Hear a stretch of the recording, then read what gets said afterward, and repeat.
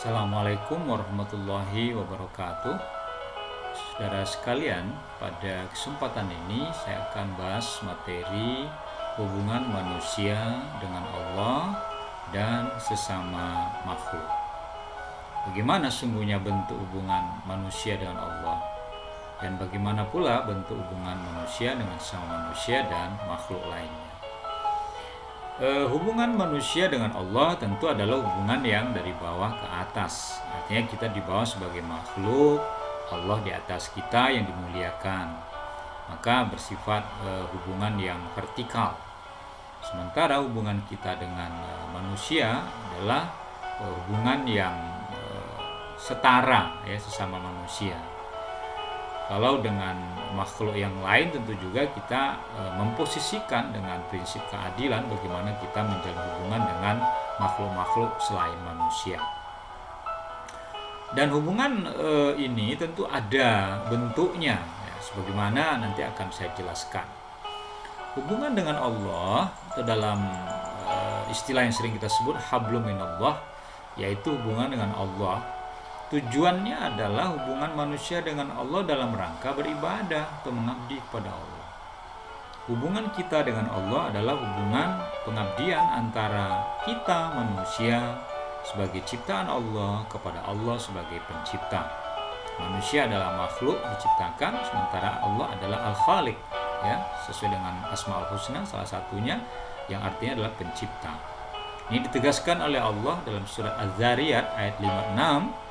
Allah katakan, wa ma khalaqtul jinna wal insa illa liya'budun. Dan tidak aku ciptakan manusia, jin dan manusia, melainkan agar mereka beribadah kepadaku. Jadi Allah sudah sangat jelas mengatakan bahwa hakikat diciptakannya kita oleh Allah adalah dalam rangka beribadah kepada Allah. Nah, bagaimana bentuknya itu? Yaitu ibadah yang sudah ada ketentuannya, yaitu ibadah mahdhah dan ibadah ghairu mahdhah. Ibadah itu apa? Ibadah itu adalah ritual, kegiatan ibadah atau kegiatan amalia kita dalam menyembah Allah. Ibadah mahdhah yaitu ibadah yang sudah ada ketentuannya, di sholat 5 waktu, puasa Ramadan, ibadah haji ke Baitullah, itu sudah ada ketentuan-ketentuan, tidak bisa kita kurangi dan tidak bisa kita tambah-tambahi karena sudah ada ketentuan dalam syariat baik Al-Quran maupun As-Sunnah. Sementara ibadah ghairu mahdhah adalah ibadah-ibadah yang memang belum ada atau tidak ditentukan.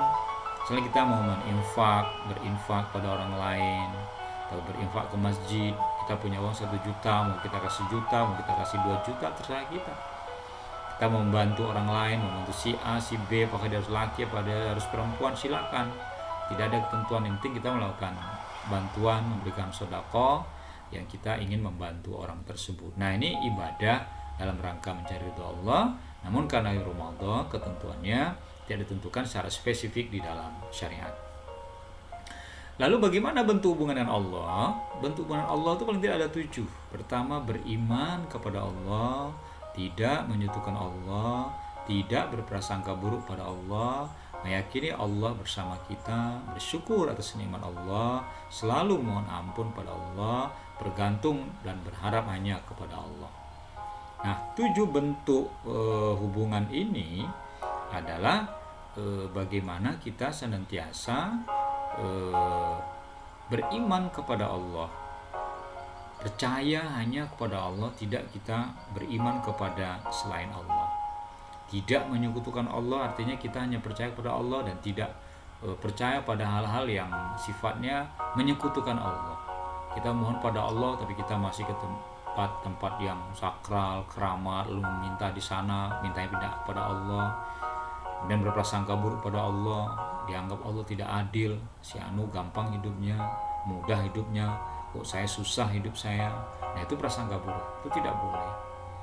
Lalu meyakini Allah selalu bersama kita, jangan khawatir dalam suka maupun duka, kita yakini Allah bersama kita, ya. Allah tidak akan meninggalkan kita. Kalau kita ditinggalkan oleh orang-orang yang kita cintai, kita ditinggalkan oleh harta kita, atau kita meninggalkan orang kita cintai karena pergi merantau, kerja di luar atau segala macamnya. Tapi kalau Allah tidak. Kita harus yakin bahwa Allah senantiasa bersama kita. Mau kita susah, mau kita duka, maupun kita bahagia, maupun kita baik-baik saja, yakinlah Allah pasti bersama kita. Syukur itu penting, ya, bahwa kita mensyukuri apa yang Allah berikan kepada kita. Syukur tidak harus kita mendapat banyak lalu baru bersyukur, kita sedikit kita ngomel, tidak terima. Ini tidak benar. Bersyukur itu adalah kapanpun, dimanapun, sebesar apapun yang Allah berikan kepada kita, kita syukuri. Karena Allah menjamin bahwa orang yang bersyukur atas nikmat yang Allah berikan, maka Allah akan menambah. Tapi kalau ingkar atau tidak terima dengan Allah berikan, maka Allah akan berikan azab. Bisa lihat dalam surat Ibrahim, la in syakartum la azidannakum wa la in kafartum inna azabi lasyadid, kata Allah. Jika kalian bersyukur atas nikmatku, aku tambah, kata Allah. Tapi kalau kalian kufur, ingkar, tidak terima dan apa yang aku berikan, azabku sangat pedih. Maka apa yang Allah berikan kepada kita dengan ilmu yang kita miliki, dengan bentuk tubuh yang kita miliki, dan orang tua yang kita miliki, dengan harta yang kita miliki, semuanya kita syukuri bahwa itu adalah pemberian dari Allah, dan kita berterima kasih atas apa yang telah Allah berikan tersebut. Kemudian bergantung dan berharap pada Allah. Kita hanya bergantung kepada Allah. Tidak ada tempat bergantung selain Allah. Pada Allah lah kita meminta. Pada Allah lah kita minta ampun. Kepada Allah lah kita berkeluh kesah. Ya, kalau kita ingin curhat tuh ya, kita bercurhat hanya kepada Allah. Kenapa? Karena memang Allah lah tempat kita mengadu. Allah lah tempat kita menyampaikan keluh kesah kita. Melalui apa? Tentu saja melalui doa yang kita pintakan. Lalu bagaimana hubungan manusia dengan manusia? Yaitu disebut dengan hablum minan nas. Pada hakikatnya manusia tidak bisa sendiri karena manusia adalah makhluk sosial. Manusia hidup berdampingan, manusia saling membutuhkan, dan manusia saling berinteraksi. Makanya ketika Allah mengatakan dalam surah Al-Hujurat ayat 13, yang artinya, wahai manusia, sungguh kami telah menciptakan kamu dari seorang laki-laki dan seorang perempuan, kemudian kami jadikan kamu berbangsa-bangsa dan bersuku-suku agar kamu saling mengenal. Nah, mengenal ini tentu saja adalah kita bersosial, menjalin hubungan yang setara antara kita sesama kita manusia. Lalu kemudian bergaul dengan akhlak yang baik, siapapun manusia, ya, teman kita, saudara kita, bergaullah kita dengan cara yang baik. Ya, ittaqillah haitsu ma kunta. Kata Allah, takutlah kamu, kata Rasulullah, takutlah kamu kepada Allah dimanapun kamu berada.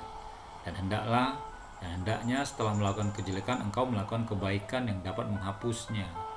Serta bergaullah dengan orang lain dan akhlak yang baik. Ya. Jadi bikhuluqin hasanin, atau kita berakhlak yang baik dengan orang lain, itu adalah cara kita bergaul dengan orang. Maka kalau kita berakhlak baik, maka kita akan disenangi oleh orang lain. Lalu bagaimana hak dan kewajiban kita sesama muslim dalam menjalin hubungan? Dalam sebuah hadis yang diriwayatkan oleh Imam Muslim, hak seorang muslim terhadap muslim yang lain ada 6. Yang pertama, jika ketemu ucapkan salam. Yang kedua, jika ia mengundangmu maka penuhilah undangannya. Yang ketiga, jika ia minta nasihatmu maka berilah ia nasihat. Yang keempat, jika ia bersin ucapkanlah alhamdulillah dan doakan ia dengan yarhamukallah. Dan jika ia sakit maka jenguklah. Dan jika ia meninggal dunia maka iringilah jenazahnya. Lalu bagaimana hubungan manusia sama manusia itu dijaga? Ya, menjaga hubungan sesama manusia itu adalah berbakti kepada orang tua, menghormati dan menghargai guru, berbuat baik terhadap saudara dan keluarga, berbuat baik terhadap tetangga, menghormati tamu. Nah, ini bentuk menjaga hubungan sama manusia. Lalu dengan selain manusia, bagaimana bentuk hubungannya? Ya, kita menjaga alam, kita tidak merusak alam.